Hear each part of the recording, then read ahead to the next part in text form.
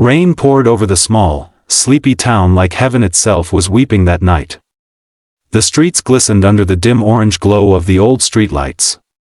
Inside Jake's Roadhouse, a rough biker bar on the edge of town, laughter echoed through the smoke and the clink of beer bottles filled the air. No one expected that in the middle of that rowdy chaos, the creaking wooden door would burst open, and a tiny girl, no older than 7, would stumble in, barefoot and soaked, clutching a pink backpack to her chest. She looked terrified, her lips trembled as she stammered, Please. Somebody help me." The bar went silent. Tough men with tattoos and leather vests turned toward her, unsure of what they were seeing. Jake, the owner and leader of the biker crew, Iron Wolves, stepped forward, towering and scarred, with a look that could make grown men flinch. But when he saw the child's tear-streaked face, something in him softened. "What's wrong, sweetheart?" he asked gently, crouching down. The girl blinked up at him, eyes wide and wet. "They took my mommy," she whispered. "And they said they'd come for me next." The bikers exchanged tense glances. Jake's jaw tightened. He'd seen plenty of trouble in his time, drugs, debt collectors, street fights, but never something like this. "Who took her?" he asked quietly, but the girl just shook her head and clutched her pink backpack tighter. "I can't say," she whispered. "They'll hurt her if I do." Before Jake could respond, the sound of tires screeched outside. A black SUV crawled past the bar, headlights slicing through the rain. Instinctively, Jake motioned to his men. "Lights out." The bikers moved fast. Bottles stopped clinking. The music cut. In seconds, the place was silent except for the rain hammering the roof. The SUV lingered, then sped off into the night. Jake looked back at the little girl, who was trembling. "You're safe here," he promised as he led her to a booth and handed her a blanket. One of the women who helped at the bar, Rita, brought her a cup of hot chocolate. The girl's small hands shook as she held it. "What's your name, kiddo?" Rita asked softly. "Lila," she murmured. "My mom and I were hiding. But they found us." Jake frowned. "Who's they?" She hesitated, then slowly unzipped her pink backpack. The bikers leaned closer. Inside, wrapped in a small towel, was a USB drive, and next to it, a blood-stained photograph of her mother smiling beside a man in a dark suit. "That's my mom's boss," Lila said. "She worked for him, then she found out something bad. She said people were getting hurt. She tried to tell the police, but no one believed her." Jake took the photo, staring at the man's cold smile. "You're saying your mom found something dangerous?" Lila nodded. "She told me if something happened, to take this and find help.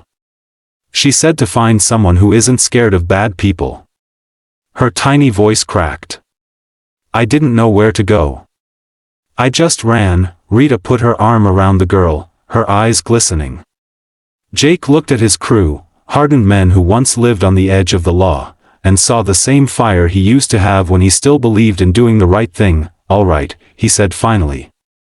"Then we're gonna find her mom." The bikers sprang into action. One of them, Diesel, cracked his knuckles. "You serious, boss? We're going up against suits, not street thugs." Jake smirked. "Then let's remind them why people fear leather jackets." They spent the night digging.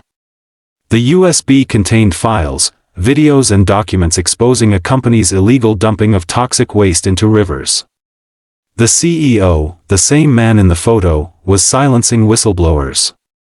Lila's mother had collected proof, and now she was missing. By dawn, Jake's team tracked down a lead, a warehouse by the docks. The place looked abandoned, but the hum of generators and guards with earpieces told another story. Jake turned to Lila, who sat in the bar's back office, watching through security cameras. "You stay here, princess. We'll bring your mom home." She nodded bravely, clutching her backpack. "Please don't let them hurt her." "We won't," Jake said, and meant it. Night fell again as the Iron Wolves rolled toward the docks, engines roaring like thunder. The air smelled of salt and danger. Jake signaled his crew, and they moved in. Within minutes, chaos erupted, guards scattered, lights flickered, and fists flew. Inside the warehouse, Jake found a locked room. Through a small glass panel, he saw a woman tied to a chair, bruised but alive. "Got you," he muttered and kicked the door open. The woman gasped as Jake untied her. "Who are you?"